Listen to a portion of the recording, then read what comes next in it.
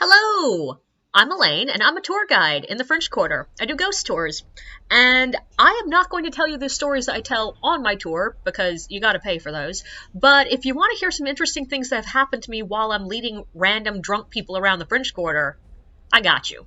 Tonight was another one of those nights where my guests were wonderful, not a problem, a little bit funny, but there were just a lot of random weird distractions.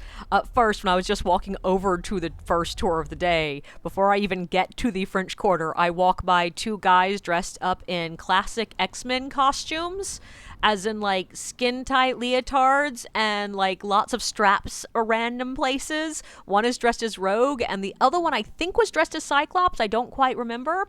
But the important thing is they were fighting with a guy who was Slim Jimming open a car. I think he was one of the Pop-A-Lot guys that you hire to come open cars, because he was wearing a polo shirt, so that feels official. But I have no idea what the fight was over, because when I heard how angry they were, I sort of just went to the other side of the street so I could not be involved in that.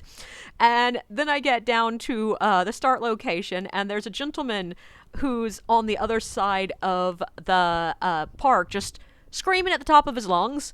And I listened for a while to make sure he wasn't a danger, and then just went on about my business, because everything he was screaming was pretty much positive. He screamed about how he likes to give thanks at least once a day. He screamed about how everyone should be kind and how everyone is pretty.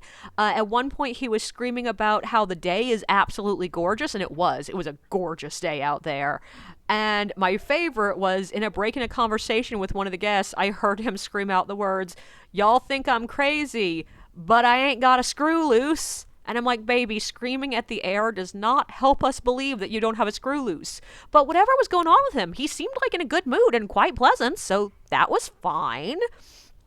Then on one of the tours, I think it was the later tour tonight, I was trying to do the Lalaurie story when a golf cart drove by with some very drunk young women on it, and they were blasting the song "Back That Thing Up" and singing along, but they had to stop at the stop sign relatively near us, and the girls in the back were just like calling out questions to my guests, like, "Hey, y'all on a tour?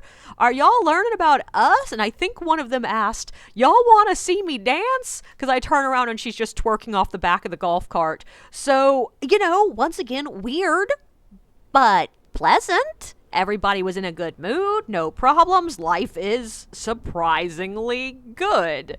But my favorite element of today was one of my guests, and she was a trip and a half.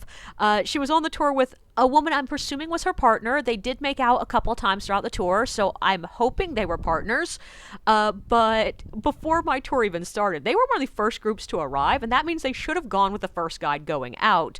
But one of the women refused to step out of the direct sunlight. Like, she wanted to stand in the sun, and I understand. It felt brilliant in the sun. It was just windy enough to feel cool, and the sun on your back felt like heaven, but that meant she refused to go join the group for the first group until she realized that they were walking away, and then she was like, "Wait for me," and then they were like, "I'm sorry, we didn't count you because you wouldn't come over here.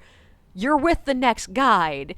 And she seemed okay with it, and she came with me and was great, but I will admit I suspect she was on something, because she had a couple of interesting questions, but most of the time whenever I'd ask for a question, she'd just shout out, "You're brilliant! You're beautiful! You're wonderful! I love your voice!" But my favorite was about halfway through the tour, she stopped shouting that and instead just randomly, at completely random moments, not when I was prompting for questions, most of the time when we were walking from one stop to another, but sometimes just at the end of stops, she'd shout out, "America!" And at least twice, "America, fuck yeah!" And I will admit, for the rest of the night, everywhere I went, my brain just kept playing, "America, fuck yeah!" So she was a trip and a half, and I loved her. That being said, was I completely sad that they left before the last stop?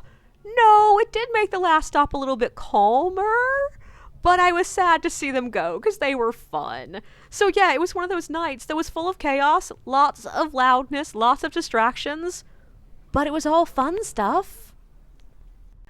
Don't forget to like and subscribe, and be sure to check out my book, Drunks of the French Quarter Theater, available on Amazon, bookshop.org, Barnes & Noble, pretty much wherever.